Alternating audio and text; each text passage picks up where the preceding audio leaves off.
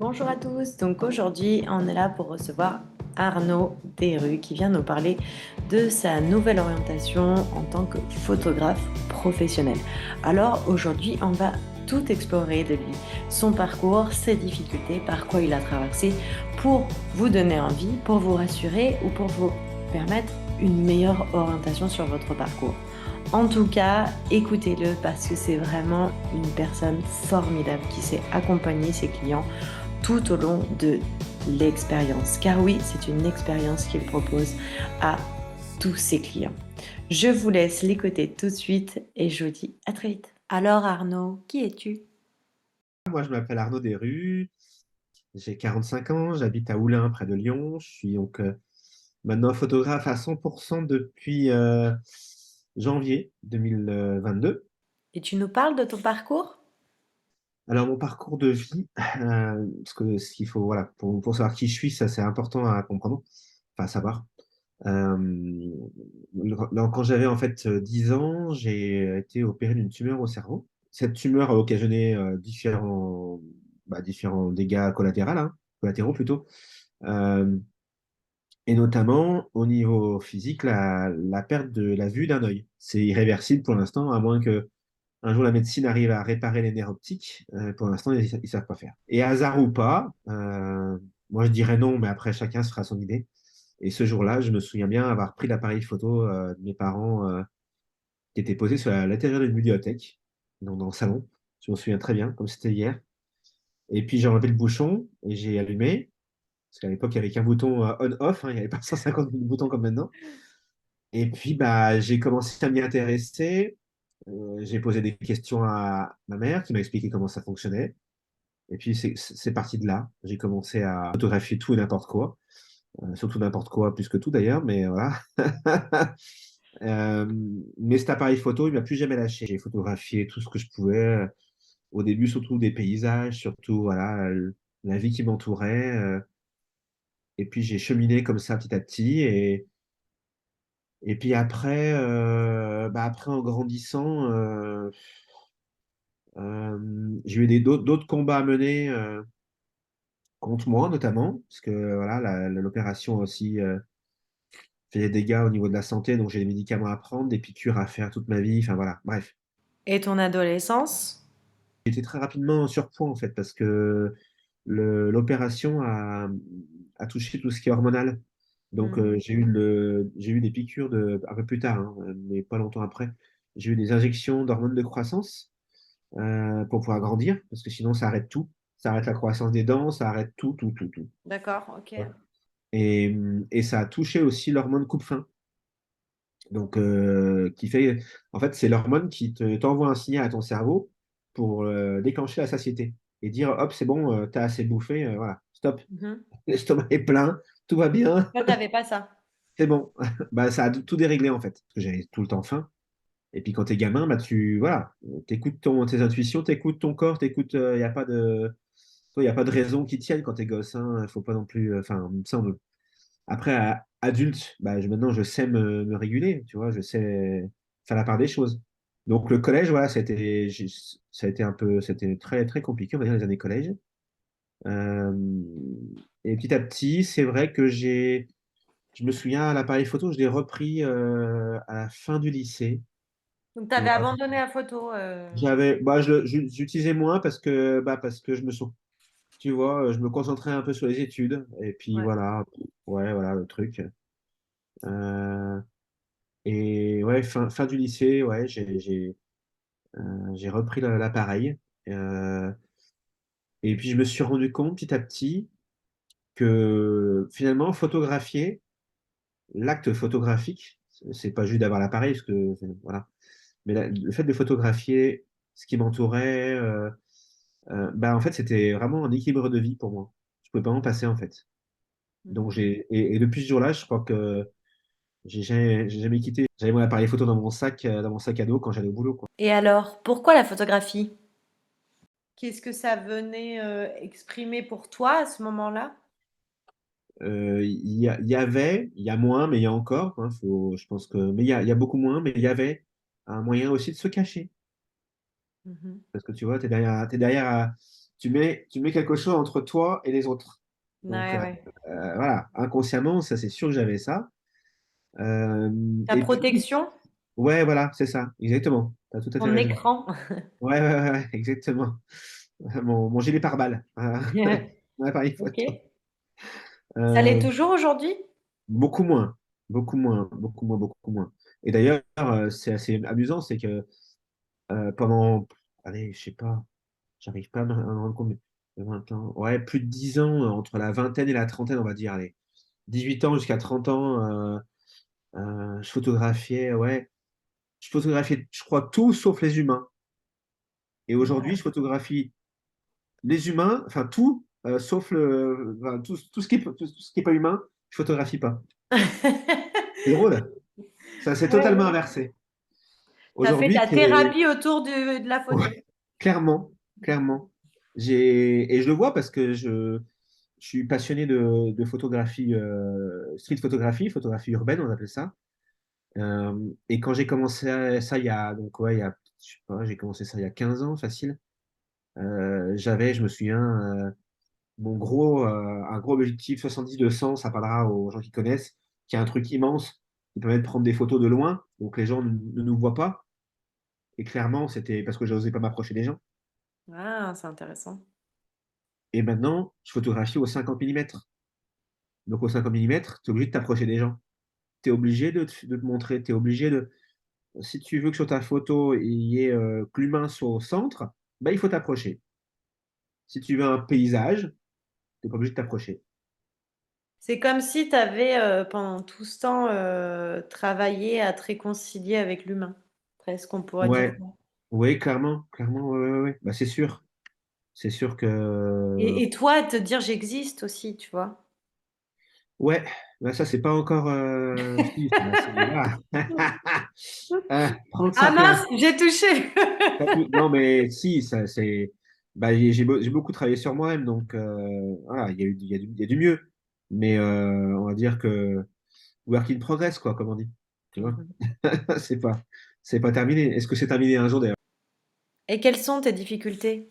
Savoir fixer ses tarifs, et pas seulement fixer ses tarifs en fonction de chiffres, mais en fonction de la valeur que tu t'accordes à toi-même. Et ça, c'est hyper, hyper dur. Ça, je Ouais, pense que c'est tous les clair. entrepreneurs pourront te dire, quel que soit le domaine. Enfin, beaucoup passent par là et voilà. Donc, parce que voilà, en fonction du tarif que tu demandes, ça dit des choses de toi, forcément. Comment es-tu devenu photographe?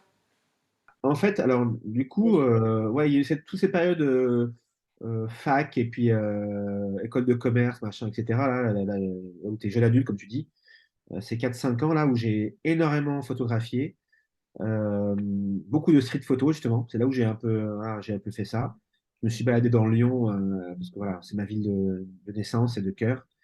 Et puis, euh, et puis après, la photo, elle s'est un tout petit peu effacée quand j'ai été embauché.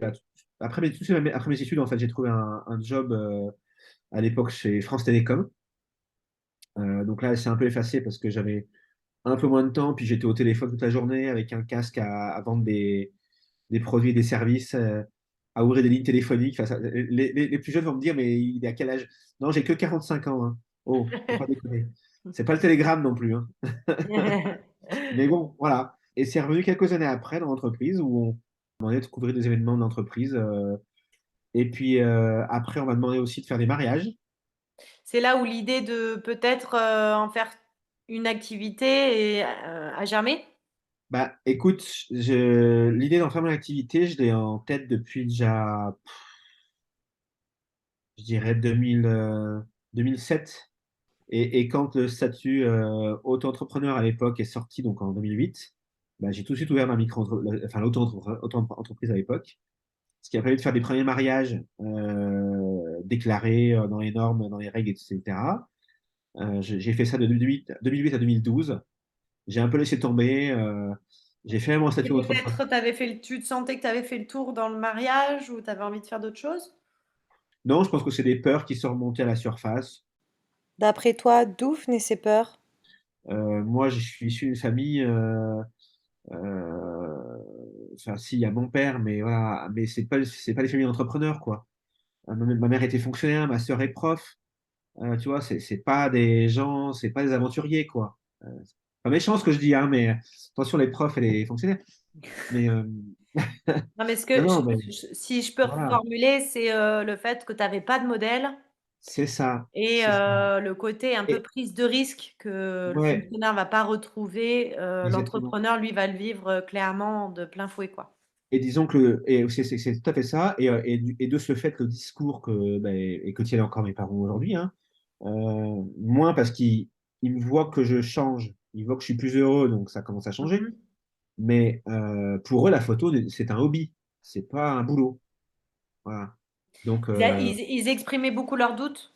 c'est ça. Voilà. Assure, t'as un CDI, t'es bien, c'est une bonne boîte. Enfin, tu vois, voilà, il y a tout le discours. Et ce qui est vrai en soi, t'as un salaire qui tombe à la fin du mois, oui, c'est sûr. Mais après, chacun, je pense que moi, j'étais pas heureux après, voilà. J'étais pas heureux dans ce que je faisais. Enfin, C'était une question de sécurité, en fait, pour toi. oui, oui, oui, c'est ça. C'était clairement une question de sécurité. Ouais, ouais. Mhm. D'où les peurs. Ouais, d'où les peurs. Est-ce que tu as dû travailler sur toi? Mais j'ai pas pris le temps de me connaître, en fait. J'ai beaucoup écouté les autres, on va dire, Mhm. mes profs, mes parents, ma sœur, etc. Et je me suis pas trop écouté moi. Et du coup, bah, c'est le fait de travailler sur moi, de commencer à apprendre à me connaître. Bah, il y a plein de peurs que j'ai réussi à enlever. Et, et voilà, quoi. Tu Et, dirais que à cette époque-là, le développement personnel, il t'a permis de trouver un peu ta place et travailler justement sur se réaffirmer soi. complètement.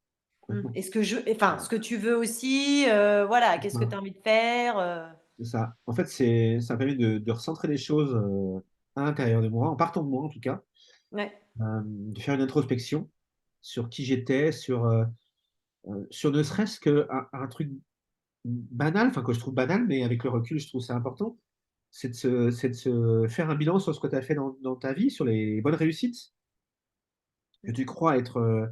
Enfin, en tout cas, à moi à l'époque, je croyais que c'était bah, tout le monde, on s'en fiche, quoi. Et en fait, non, on s'en fiche pas. C'était mon chemin.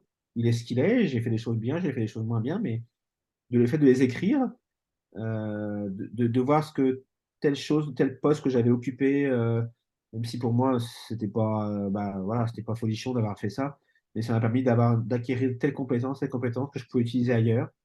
Et ben, ça m'a fait beaucoup de bien aussi. Et tu vois, Voilà. c'est génial ce que tu dis parce que dans le programme, moi, que j'ai créé là en ligne, Mhm. je travaille vachement ce bilan dans la première partie, je crois, au tout début, tu vois, pour moi, c'est la base. Et tu le résumais énormément, c'est tout le travail de recréer une colonne vertébrale sur toutes tes expériences professionnelles. C'est ça. Parce qu'en fait, tu peux avoir travaillé dans un magasin où en fait ta compétence va te servir aujourd'hui en tant qu'entrepreneur, quoi. Mais clairement, Ou dans tout clairement. ce que tu vas faire, peu importe le domaine d'ailleurs, hein. Et comme tu disais tout à l'heure, tu parlais de déconstruire, tu disais, euh, comment tu as dit, notre réussite ne nous détermine pas qui on est, en fait, notre Oui. valeur. Mm, mm, mm. Et Complètement. c'est exactement l'erreur que moi j'avais faite à l'époque, c'est-à-dire que de me sous-estimer, je me disais, voilà, bah, ouais, je suis vendeur par téléphone, quoi, en gros. Voilà. C'est de présenter comme ça, c'est pas. En fait, c'est pas folichon. Bah si, parce que c'est mon métier. C'était mon métier pendant 10 ans.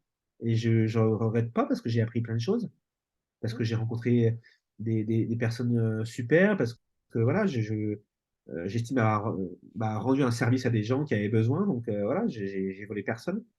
Et tu vois, ça m'a fait. Et de faire ce bilan-là, ça fait beaucoup de bien, comme tu dis. Ah bah bien sûr. Et puis en plus, en fait, c'est recréer du lien entre cette période de ma vie, tu vois, cette période de ta vie là Mm. dans ton exemple, et en Ouais, même temps tout en sachant que du coup tu remets une continuité sur toute ta carrière professionnelle.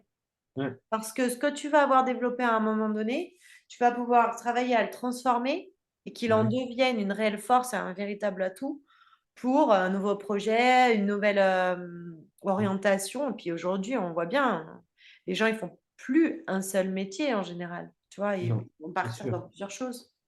Quelle a été ta plus grande prise de conscience? L'année de mes 41 ans, je me souviens très bien, j'ai eu ce déclic, je sais pas,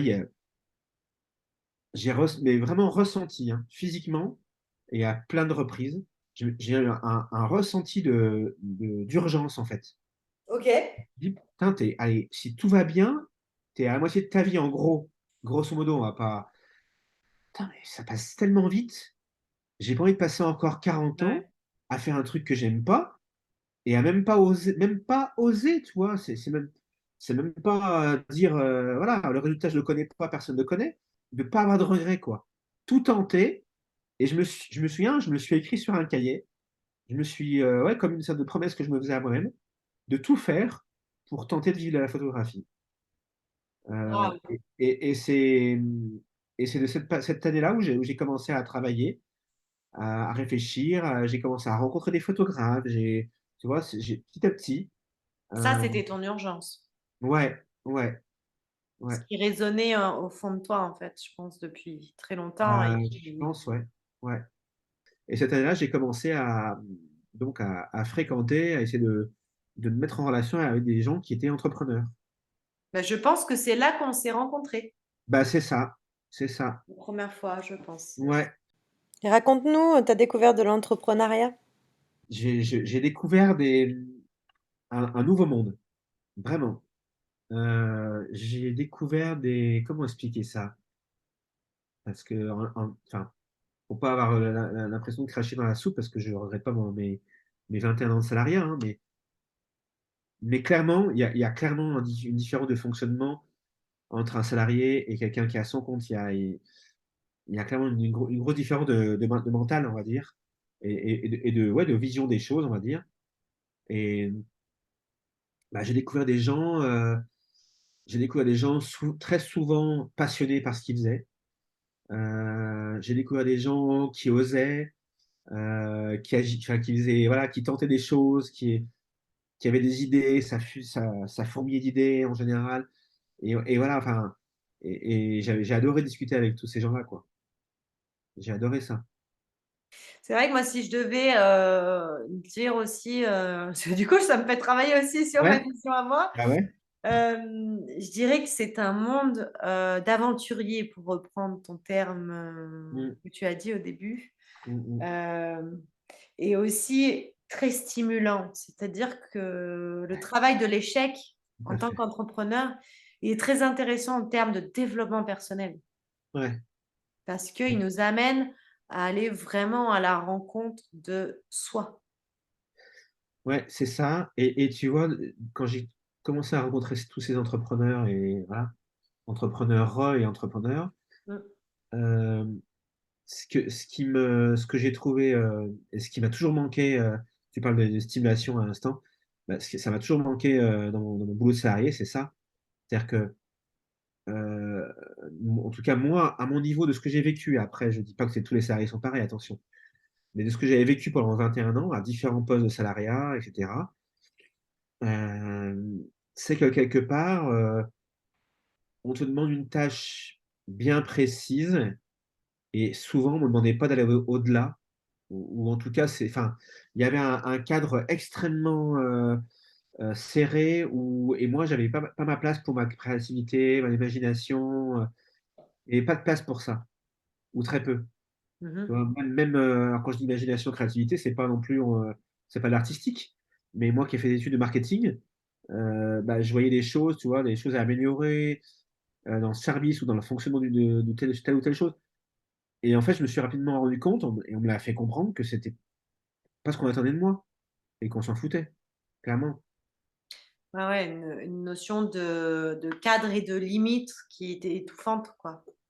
C'est un peu, il y a une expression, tu sais, où la personne, elle est là dans un groupe et puis elle essaye de Ouais, crier, personne l'entend. Mais en fait, c'est c'est juste ça. qu'elle doit être dans un autre groupe pour être entendue. C'est Ouais, un peu ce à quoi ça me fait penser quand tu exprimes bah, ouais, cette souffrance aussi d'isolement, tu vois, de ne pas pouvoir s'exprimer pleinement, de prendre toute sa teinte, ouais. de ne pas arriver à être soi. Quelle grande décision as-tu prise?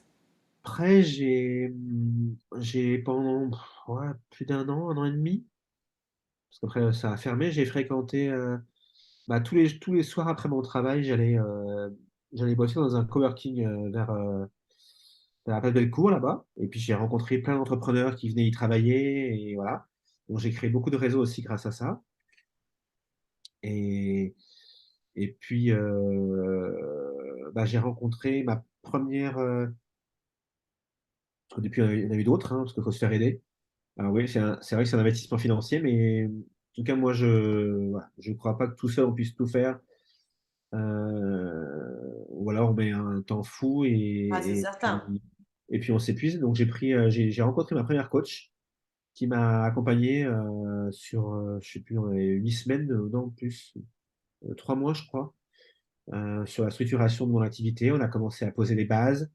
Elle m'a fait bosser aussi voilà, qui je suis, d'où je viens, tout mon parcours, enfin tout ça, c'est voilà, Super. Euh, voilà des choses super importantes que j'ai faites avec elle. Des conseils pour un futur entrepreneur? Alors, peut-être le premier conseil que je pourrais donner aux gens qui veulent se lancer dans l'aventure entrepreneuriale, euh, moi j'avais fait appel à cette coach-là parce c'était l'occasion et j'ai aucun regret, hein. Mais c'est vrai qu'on a beaucoup bossé sur peut-être la structuration de l'entreprise, des idées. Et avec le recul, alors j'ai pas de regret, mais avec le recul, je pense que, et tu l'as dit d'ailleurs au tout début, la première chose qu'il faut travailler, c'est sur soi. Oui. C'est vraiment parce que je pense que voilà, et là, et en fait là, le package ce que je fais aujourd'hui, majoritairement, c'est ça. C'est pour ça que ça Le prend du temps. mindset, les croyances, tout ce C'est qu'on ça, exactement. Ouais. Croyances limitantes, les peurs, voilà, c'est tout ça. Tout ce qui est à c'est l'intérieur. c'est tout le domaine L'auto-sabotage, de ces conneries qu'on nous a inculquées de je ne suis pas assez, il me c'est manque ça ça. pour y C'est ça. arriver. La fidélité à la famille aussi, des trucs Ah comme oui. ça. Hein, alors ça, putain, voilà. Je les aime, hein. Ma famille, je l'adore, mais voilà, je suis moi et j'emprunte mon chemin à moi. J'ai pas d'obligation d'être fidèle et de rester là où eux, dans la case où eux veulent me mettre, enfin voudraient, où ça les rassure en tout cas. C'est pas qu'ils voudraient, mais ça les rassurerait le chaud là. Ou même Ben, les schémas, hein. Schémas ouais, familiaux, ouais, complètement, complètement. Donc ça, voilà, transgénérationnels, tout ça. je suis en plein dedans et voilà. Alors maintenant, peux-tu nous parler de ton service? Je sais que toi, tu es très tourné vers l'accompagnement Mm. avec la photographie. Ouais. Est-ce que ça a changé ça ou tu es toujours dans le même mouvement? Non, ça n'a pas changé. J'ai dévié à un moment parce que j'ai cru que voilà, ça aussi c'est pareil, hein, de rencontrer aussi d'autres photographes ou d'autres gens de son domaine, c'est super bien. Ou de regarder des publications sur les réseaux sociaux, c'est super bien, mais pas trop. Mais pas Que trop. ça note? Parce que ouais, c'est ça. Et puis c'est eux, ils font les choses telles qu'ils le souhaitent, mais est-ce que ça me correspond à moi? Pas forcément, Exactement. tu vois. Et au début, j'ai vraiment cru que je m'étais mis en tête que pour être un vrai photographe professionnel, il fallait faire comme ceci, ceci, avoir cela, etc., etc. Et là, maintenant, je commence à les mettre à ma sauce. Seulement maintenant, tu vois, ça prend du temps. Moi, pour moi, le plus important, c'est que les gens repartent en ayant changé des choses là et là. Ouais. Euh, Après, le résultat de la photo en elle-même, numérique ou papier, parce que je milite pour que les gens, d'ailleurs, voilà, dans mes formules, il n'y a pas de photo numérique. Les gens achètent la photo, le tirage papier et ils ont le numérique avec. Et je le fais pour une simple raison, enfin, entre autres, c'est que je veux que les gens comprennent, c'est que si t'imprimes pas ta photo, elle n'est pas ancrée dans la matière, elle n'existe pas. Les voir exister sur papier, de voir le grain, de voir. Là, ça existe. Là, tu peux dire aux gens, voilà, regardez. Mais sinon, personne vient avec son ordinateur portable en montrant, regardez ma photo, j'ai faite avec tel photographe, ou sur son téléphone, j'en sais rien, mais personne ne le fait, ou très peu de gens. On le laisse dans son téléphone, et puis. Alors que moi, ce que je veux, c'est que la personne reparte avec des photos de la séance, sur papier, qu'elle puisse les re-regarder quand elle veut, et surtout les faire vivre.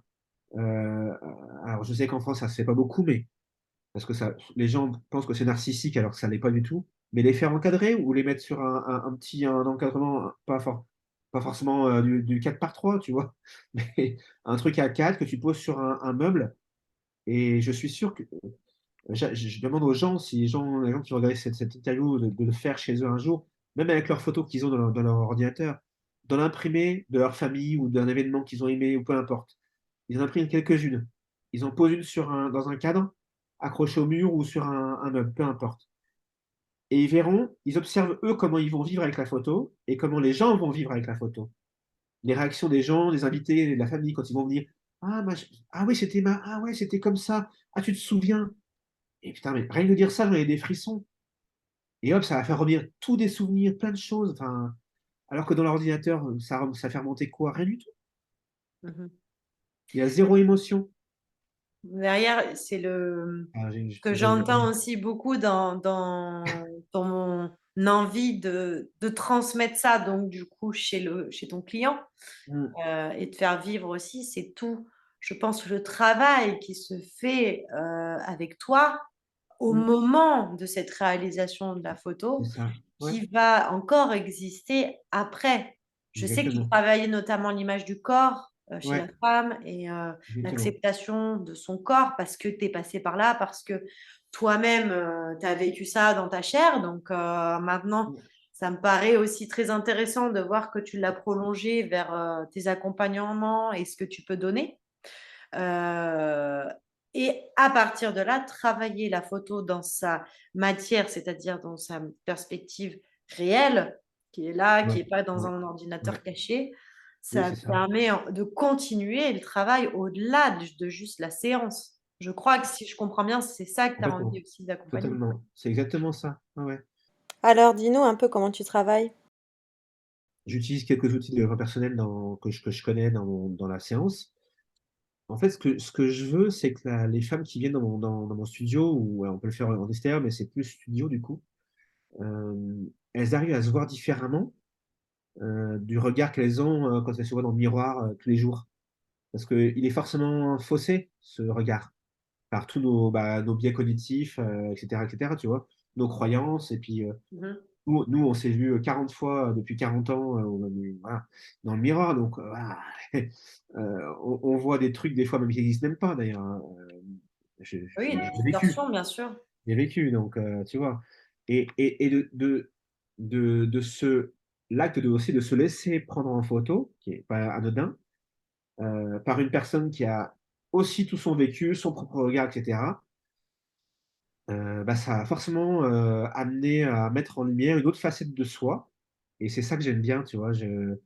Voilà, dans des séances, les femmes viennent avec des complexes ou avec des problématiques.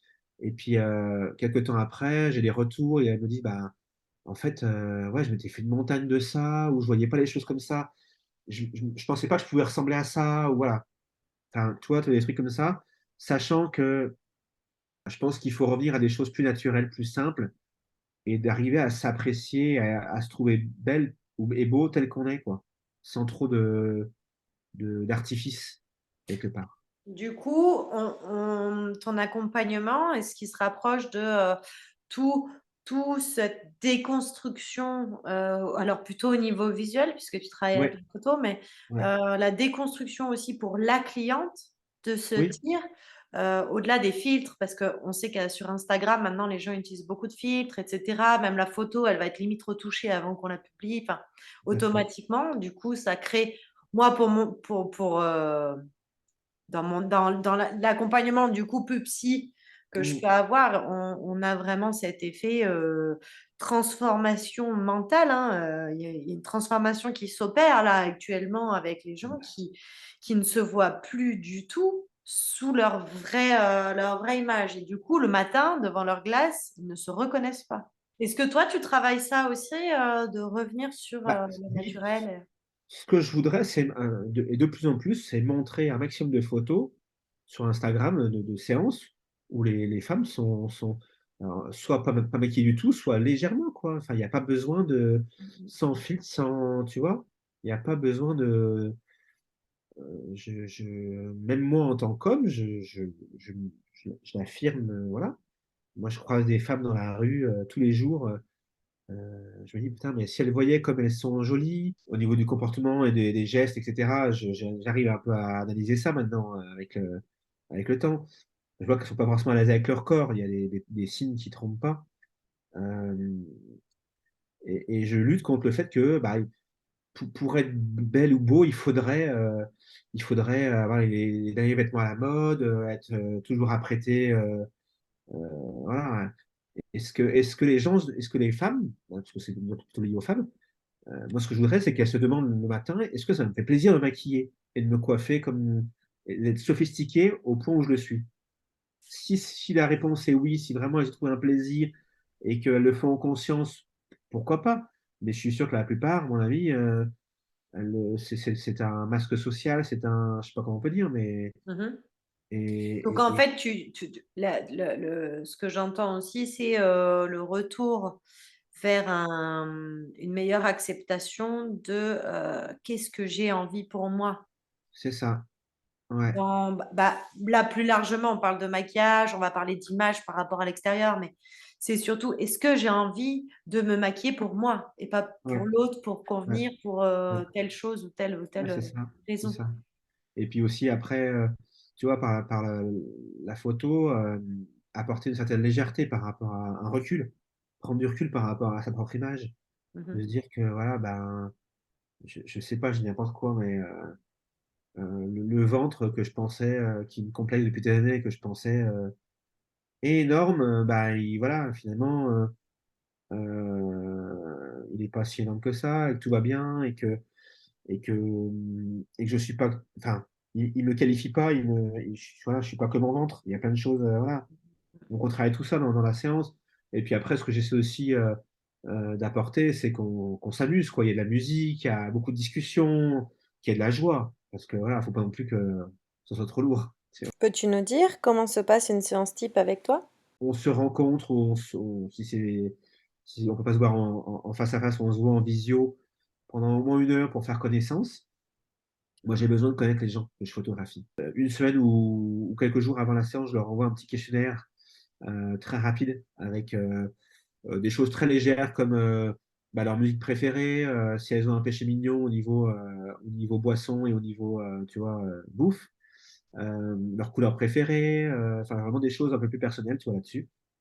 Et l'idée, c'est grâce à ça de pouvoir, je crée le cadre, en fait. Super. Donc, C'est pas que de la photo pure, c'est non, vraiment bah, cocooning et je veux qu'elle vive une expérience, en fait. Et qu'elle sorte de la séance en se disant, voilà, bah, euh, alors les photos, elle les voit après, mais déjà qu'elle sorte de chez moi, de mon studio, et qu'elle se dit, moi, j'ai vécu, j'ai passé un super moment, quoi. C'était cool, c'était génial, voilà. Je veux qu'elle ait ce sentiment-là. Tu Mhm. vois, l'expérience, c'est hyper important. Euh, et puis moi, ça me fait super plaisir, en fait. Je me force même pas, tu vois. Ça, bah, tu vois, on en revient tout à l'heure, on parlait d'introspection et de se connaître, etc. Et je me suis aperçu, en travaillant là-dessus, que alors, on parle souvent de zone de génie, je sais pas, ça va te parler, hein, aux gens qui vont nous écouter, euh, ils vont peut-être découvrir, ou voilà. Et une de mes zones de génie, en fait, moi, c'est d'accueillir les gens. C'est la relation, euh, Relationnel. à plusieurs reprises, on me l'a dit, mais je l'ai pas écouté. Je l'ai entendu, je l'ai pas écouté. J'ai un plaisir fou à accueillir les gens dans mon studio. Et voilà. Donc, à cette expérience-là, et on reste en général 2 heures, 2 heures et demie ensemble. La première partie de la séance, en fait, je fais très peu de photos. On discute beaucoup, on Ouais. reprend un peu la discussion qu'on a eue en visio, ou voilà, tu vois. On discute, on détend, on rigole un peu. Je prends des photos pour qu'elles s'habituent au bruit de l'appareil, à ma présence aussi, tu vois. Je Mhm. regarde si je peux m'approcher, parce que voilà, ça aussi c'est important. Euh, et puis, si je m'approche de toi, je demande l'autorisation. Enfin, voilà, il y a des choses qui se mettent en place. Deuxième partie, on rentre dans le cœur de la séance photo, euh, la partie photothérapie, même si j'aime pas ce terme-là. Mhm. euh, où là, donc, on va explorer. En fait, on part à l'exploration du corps, des ressentis, voilà, de pas mal de choses. Un travail d'introspection et aussi la discussion aussi. Et bien entendu, de toute façon, voilà, ça, Ouais, bah, c'est de toute façon, obligatoire. c'est tout le temps, quoi. C'est une vraie Ouais, coopération, je pense. voilà, c'est ça. Et c'est hyper important de pouvoir lâcher l'appareil pour on parlait tout à l'heure du, de l'écran qu'on met devant entre soi et la personne, bah, il faut vraiment l'enlever parce que sinon l'interaction émotionnelle se fait Mhm. pas. Donc on travaille là-dessus. Et en dernière partie, on va travailler, c'est plus léger, on va travailler sur l'enfant intérieur. C'est quoi vos rêves, c'est quoi. Et puis voilà, si après, j'impose rien. C'est-à-dire que ça aussi, c'est important. J'ai pas de plan de séance. C'est-à-dire que voilà. Ça se Euh, construit au fur et à mesure. et c'est ça, chaque personne est différente. Je guide pas beaucoup les modèles. Alors, c'est un bien et un mal. Mais moi, voilà, je le vis un peu comme ça pour l'instant. Parce que je trouve que, bah, encore une fois, si je les guide à faire des pauses comme tout, comme euh, c'est pas méchant, mais comme on voit sur Instagram, quoi. Je trouve ça horrible. Enfin, je sais pas. J'ai jamais vu rencontrer quelqu'un dans la rue en posant, en marchant comme ça, par exemple, tu vois. Enfin, Bonjour, ça va? mais c'est- Et puis, chaque photographe cherche des trucs, il fait faire des machins, des trucs comme ça, tu sais. Bon, c'est peut-être Ouais, bien dans les podiums, mais chez moi, pas trop. Et, d'accord. et puis, j'ai envie que, tu vois, j'ai envie que le corps s'exprime. Parce que, en fait, le corps, il sait plein de choses. Le corps et le cœur, ils savent tout, en fait. C'est juste nous qui bloquons les choses là. Mhm. Euh, et ça fait des photos, mais 1000 fois, enfin, à mon sens, hein, 1000 fois plus puissantes que si je les guidais d'une façon ou d'une autre. Mhm. Donc voilà. Si, Donc on dit. si je résume un peu l'accompagnement que tu peux proposer à ces femmes, tu Hmm. as des hommes ou c'est uniquement des femmes? C'est surtout des femmes, ouais. Ouais, Ouais, donc ouais, ouais, c'est une femme. c'est. Ouais, ouais, ouais. C'est un travail de cœur pour le corps Hmm. avec le cœur de chacun, je C'est dirais, ça. qui se C'est construit ça. au fur et à Ouais, mesure carrément. dans la relation, quoi. Carrément. Ouais. Et puis c'est vraiment une bulle pour elle, quoi. Et qu'est-ce qui est le plus dur pour toi aujourd'hui? Bah, je dirais que ce qui est le plus difficile, c'est ce que je vis maintenant. Mhm. Donc, quelque part, ma décision de quitter mon job et tout ça, ça n'a pas été si difficile que ça, finalement. Euh, mais ouais, la partie pas évidente, c'est maintenant, quoi. C'est maintenant parce que je touche du doigt, même si on nous le répète, voilà, même si tu le lis dans les bouquins, tu as fait des formations, voilà, voilà. T'es au courant. Mais en fait, t'es pas, enfin, moi, j'étais pas prêt, comme on dit, l'expression, j'étais pas prêt, je me rendais pas compte à quel point il y a tant de choses à faire quand tu es à ton compte, quand tu es entrepreneur, quoi. Je veux dire, aujourd'hui, si je passe allez, 20% de mon temps à photographier, c'est un max. Le reste du temps, il faut faire t'as les retouches, ça c'est OK, mais même, non, même en comptant les retouches, j'avais 20% retouches et photographie. Et le reste du temps, tu as toute la partie communication, création des visuels, le réseautage, te faire connaître, euh, les paperasses encore, bon, il y en a, mais il y en a pas non plus en micro-entreprise, c'est pas non plus, voilà. Mais enfin, si ça compte, quoi. Mais toute cette partie, voilà, cette partie de. Et puis la partie développement personnel aussi qui continue, c'est-à-dire qu'il faut que tu gères aussi toutes tes peurs, les moments où ça va, t'es là, puis les moments où t'es là, enfin voilà, c'est la solitude aussi à gérer, tu vois. Bon, moi, j'ai pas d'environnement familial, j'ai pas d'enfants, voilà, je suis tout seul, donc j'ai du temps, mais pas forcément d'argent pour déléguer, donc c'est frustrant, en fait. Donc, tu es obligé de faire tout seul. Tu es obligé de mettre les mains dans le cambouis dans tout. Mhm. Donc le plus difficile, c'est cette phase de développement C'est ça, de l'activité. ouais. Si c'était à refaire, est-ce que tu te lances de nouveau? Ah ouais, ouais, ouais. Alors, on va Franchement, parler un peu, parce que là, on a parlé de tout ce qui est chiant. Euh, qu'est-ce qui est stimulant et qu'est-ce qui fait que du coup, tu re-signes direct?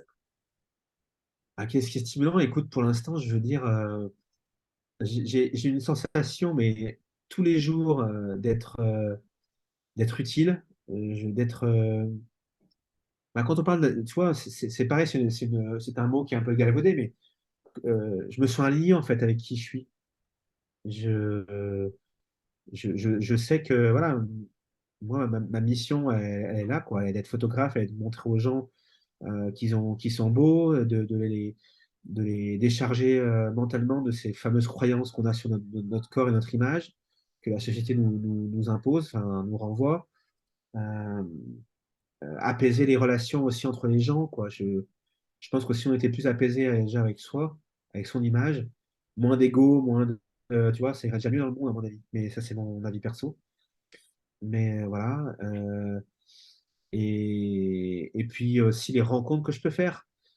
Euh, je sais pas comment expliquer ça. Alors pareil, ça va peut-être parler à certains et pas à d'autres, hein. Et je le conçois. Moi, j'étais pas comme ça il y a quelques années. Mais je l'ai expérimenté, donc j'y crois parce que je le ressens et je le vois tous les jours. Mais il y a des rencontres que j'ai faites, des clients, des gens, des connaissances, des réseautages, des gens qui sont devenus des amis, que jamais je n'aurais fait si j'étais resté salarié. Jamais. Parce que d'un point de vue juste énergétique, d'un point de vue timing aussi, parce que quand tu es salarié, bah, tu es libre qu'en soirée, pas forcément la journée. Tu vois, il y a des fois, bah, faut rencontrer des gens, c'est à un moment donné, quoi. C'est pas demain, c'est pas à 19h, si c'est à 15h, c'est à 15h. Voilà, tu vois, il y a des moments précis où des rencontres se font ou ne se font pas. Et même énergétiquement, je pense que tu es, dans un autre mood, un autre mental, un autre. Euh, tout d'un coup, je sais pas comment t'expliquer, tu as, des opportunités qui s'ouvrent, des portes qui s'ouvrent, et il y en a tout le temps, tous les jours, de nouveaux trucs. Tiens, je pourrais faire ça, machin, tiens, hein, je viens de rencontrer telle personne, elle fait ça, on pourrait bosser ensemble. Enfin, et ça, il y a des choses qui ne sont pas, des choses qui sont, hein, tout ne se fait pas non plus. Tu mets le pied à un autre monde, comme je disais tout à l'heure, c'est autre chose. Et ça, j'aurais jamais pu le vivre si j'étais resté salarié.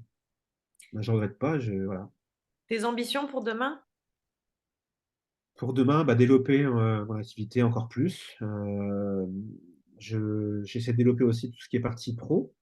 Je mets en place une offre pour. En fait, c'est du branding allié à la photographie. Donc, branding, c'est personal branding, c'est Mm. mettre dans la photo qui tu es réellement et faire des photos sur mesure avec ta personnalité, tes valeurs, tes couleurs, etc. Enfin, voilà. Donc, je mets ça en place petit à petit. Super. Voilà, je suis toujours sur du sur mesure, sur du personnalisé. J'ai pas envie euh, de faire des offres, voilà, de faire de la chaîne, quoi. Et comment peut-on te contacter? Oui, je suis présent alors à la fois sur Google, parce que de toute façon, on tape mon nom et j'ai ma fiche Google Mhm. voilà, qui est remplie. Sur les réseaux sociaux, Arnaud Desrues Photographie, tout attaché sur Instagram, ou Mhm. Arnaud Desrues tout simplement sur Facebook. Et puis j'ai mon site internet, arnaud-du6desrues.fr, tout bêtement. Ok. Voilà. Et après, on peut prendre rendez-vous directement. Bien sûr, bah, il faut pas hésiter en fait. C'est-à-dire que bah voilà, je pense que enfin, c'est comme quand vous passez la porte d'un commerce, la personne, elle vous saute pas dessus quoi, pour vous obliger à acheter un produit. Bah, c'est pareil chez moi, tu vois. En général, ça se passe bien. On discute, il y a le feeling, ça convient pas, et puis on discute quoi. Voilà. C'est un échange d'humain à humain, tout bêtement. C'est en toute Super. simplicité. Super. En tout cas, Voilà. merci Arnaud. Merci pour cette Ah, merci. sincérité, l'authenticité que je retrouve chez toi me fait plaisir. Merci à toi en tout cas. Alors un grand merci à Arnaud pour sa présentation du parcours d'un entrepreneur. Alors aujourd'hui, c'était dans l'univers de la photographie. Très vite, un nouveau portrait pour un nouveau parcours. Merci de votre attention. Si vous souhaitez faire des photos avec Arnaud, n'hésitez pas à le contacter sans hésitation sur son site.